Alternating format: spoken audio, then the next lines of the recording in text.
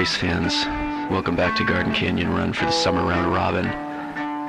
We're at round 5 of 15 rounds. We've got 16 cars going head-to-head each round. Every car gets to race every other car one time throughout this tournament to determine the ultimate champion on the most dangerous track in the Northwest.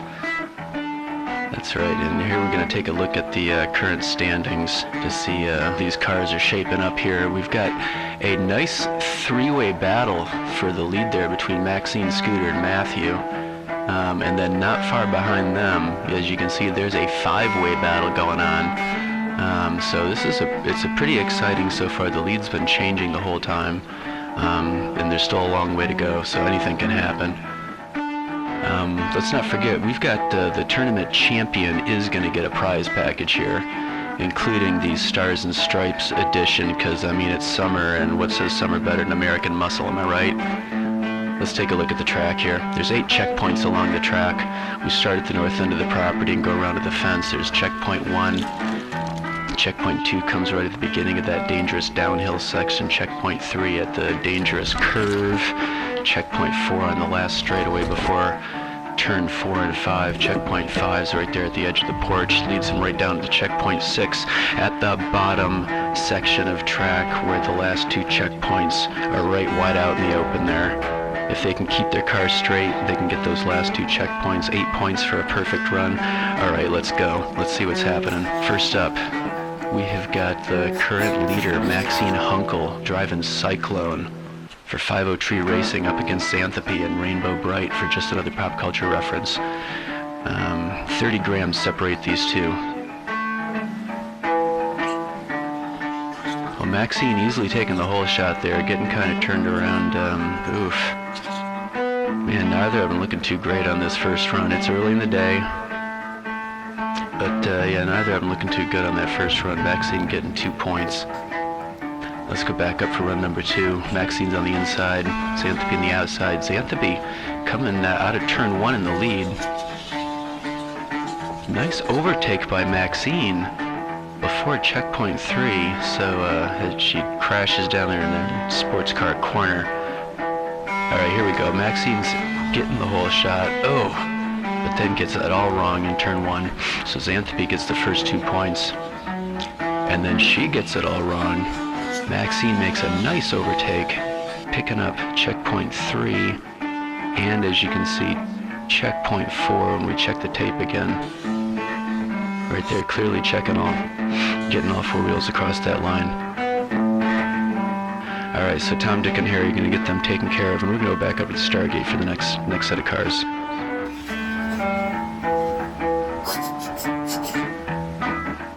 Alright, so next up here, we have got Nick Devers in that number 3 NASCAR on the outside up against Daddy G driving Smiley 1 on the inside. Nick Devers in the only NASCAR to make it through out of qualifying. Does a nice even match, nice battle.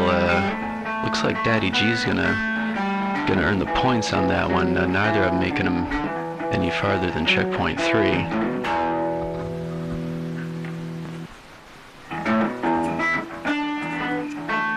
Run number 2, Daddy G on the outside, Nick on the inside. Really heated battle, taking them all the way down to checkpoint 3. Nick not able to get all the way across there for those points. Daddy G down in the garden bed. Okay, so Nick's getting the whole shot here. Daddy G coming with speed, getting right on his bumper, and then making a beautiful overtake into the downhill, but Nick just nudging him off the track. And in doing so, sacrifices his chance to get across checkpoint 3, unfortunately. Well,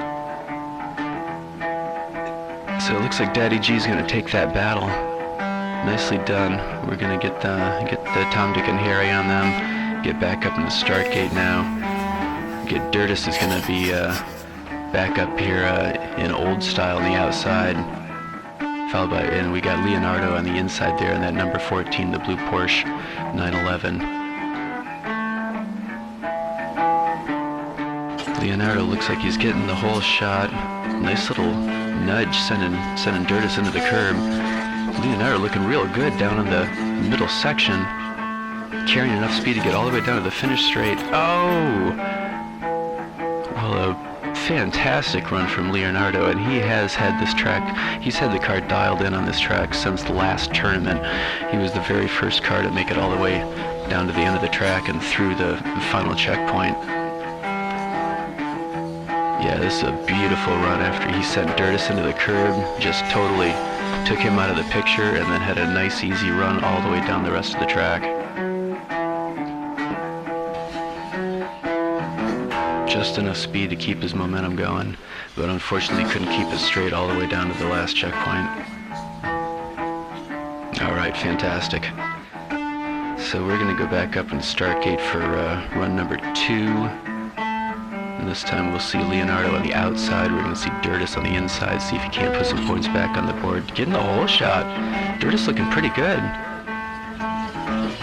All the way across checkpoint 4. And then he crashes out, but Leonardo coming up from behind with another solid finish. But he couldn't get across, and he's not fully across checkpoint 7 either, so he's not going to get that point. Both cars still on their wheels. Man, excellent job from Dirtus there, keeping it together on that out of Painter's Tape Gully. All right, in any event, we're going to move right along now, and we're going to see Matthew in that Superman on the outside up against Polaris on the inside. And this is the longest car in the race versus the shortest car in the race. This is also your current number 3 in Superman against your current number 15 in the standings. Matthew getting it all wrong out of turn 1. Leaving the door open for Polaris, but and doesn't handle the downhill stretch too well. Looks like Matthew's okay down there in the garden bed. We're going to go back up into start gate. We got Polaris on the inside, feeling a bit cocky. Well, there's some maneuver. Polaris making it all the way down.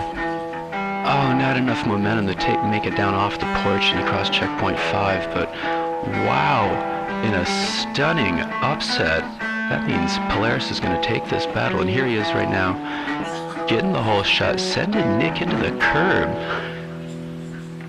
He gets it a little wrong after checkpoint 1, but then so does Nick, and in just a beautiful maneuver, Polaris comes around him on the outside, does a Jim Rockford 180 before checkpoint 4, and then just unfortunately can't get it across checkpoint 5, but an absolutely stunning upset by Polaris, running for Wildcat Race Club in that short little bright green car. All right, moving right along, we got another Wildcat Race Club car up here.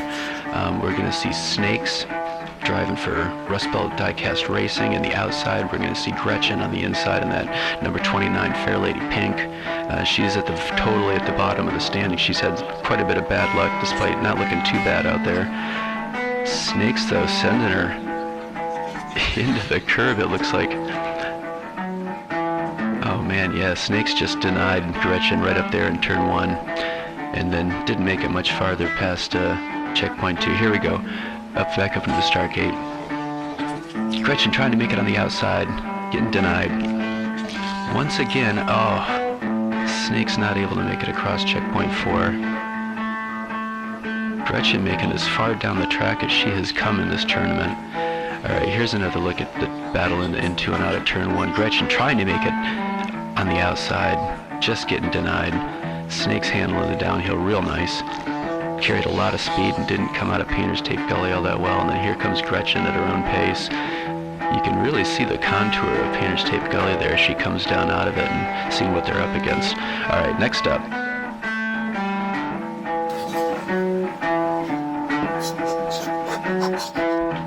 So next up here, we have got Dusty Olford driving for Spirit of 64 in the outside in the yellow Screamin' Holler. And we've got Kit Kayum for Gen X Vintage Racing driving World Machine on the inside. Here we go. It's 2 evenly matched cars, the number 12 and the number 11 currently. Kit Kayum getting, oh my goodness. Wow. Dusty out of nowhere sent Kit Kayum flying. We're going to have to take another look at this. This Kit Kayum was looking really good coming out of turn 1, and he's had a little bit of trouble on that second straight coming out of turn 1. So here we can see he easily took the whole shot, took a beautiful line through the turn, Made it past his trouble spot there into the downhill, where he kind of gets a little sideways, and that's where Dusty just comes out of nowhere, like Kit's not even there, and just plows right through him. And then unfortunately he can't keep it straight all the way down the final finish straight, so he doesn't get those last 2 points. But yeah, we're gonna have to take a look at checkpoint 3 again to see how that went down, because that's real close. Yeah, you can see right there that the judges are giving that to Dusty. Wow, that's a real close call right there. All right, and we're back up here in the start gate. We got Kit K on the outside. We got Dusty on the inside. Dusty getting the whole shot. And Kit K's off the track completely. Dusty having a beautiful run. Carrying momentum all the way down the finish straight. A perfect run through the final checkpoint, getting 8 points. Man, what a spectacular run by Dusty. Unfortunate circumstance for Kit there in turn 1. Here's another look at this. Yeah, the inside lane seems to be the faster lane today. Kit K in a bad line, falls off the track totally. But Dusty in reverse handles it down into painter's tape color beautifully. Does his own Jim Rockford 180. We seem to be on a theme here today. And then you can see what he's done here on the finish straight, just keeping it perfectly straight all the way down there through the final checkpoint. Beautiful run, Dusty. Hats off to you, Shepo. All right. And next up here, oh yeah, there's Kit K. He landed down in the garden bed, and he's having a little bit of fun down there. All right, next up, we are going to see Scooter Roundwell, who's been having a real good run in the Buick Stalker, driving for Spirit of 64. He's on the outside, and then on the inside, we've got the lightest car in the race, Colin, driving the Pontiac GTO there on the inside. That's your number 2 versus your number 13. And Scooter winning the battle out of turn 1. Not carrying too much momentum, though, not able to get it all the way across checkpoint 4. But picking up the first 3 points on the day for himself. Now on this run 2, Scooter on the inside once again taking the whole shot, and then neither car doing real well here today. Scooter winning the battle, but not doing much in his points accumulation. And unfortunately, after Colin had a really good run last week in the last round, he got denied today. All right, so that means next up we've got Wildcat Willie driving that orange Jag on the outside. He's driving for Uncle Elvis Racing. We got Speedy G driving for G4 Diecast Racing, and Smiley 2. That's the lighter weight version of the twin 2 cars that are running for G4 Diecast Racing. There's Speedy G taking the whole shot. Wildcat Willie's not even in the picture. Speedy G looking good and confident and smooth, sailing all the way through the final checkpoint on another perfect run here on Garden Canyon Run. Alright, so Wildcat Willie, just something went wrong with his car. Speedy G has a little trouble in turn 1. He gets turned around, but then handles the rest of his course like a champion. Look at him come down here, and once again, little Jim Rockford action, 180 before hitting the straight into checkpoint 4 and into those S-turns. And then a beautiful finish. Nice run, Speedy G. Alright, and that's going to take us back up here into the start gate for run number 2. This will be the final run of the day. Yeah, there's a look at Wildcat Willie just sitting high and dry up there. Alright, here's Speedy G on the outside, Wildcat Willie on the inside. Once again, Wildcat Willie not even making it into turn 1. See if we can't see what the... Looks like the problem is his front axles come loose. And you can see there, causing his front tires to rub on the body. That's why he's not able to, there's too much friction. He's not able to get any speed. That must have happened in the last run of last round. But that means that Speedy G's going to take that battle. And here's a look at the current standings again. We have got a 2-way, real close battle up on top.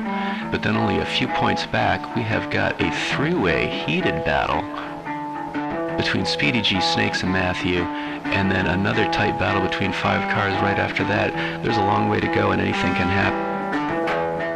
All right, folks, thank you for watching, I really appreciate you coming along on this ride. If you haven't subscribed, consider subscribing. You can follow right along with the action. Go back to the channel and check out the playlist if you want to start from the beginning, and you can find all the other tournaments there too. But I'm Brock Wheeler. It's been my pleasure bringing you all the action today. Stick around, for in about a week we'll have another one. So long.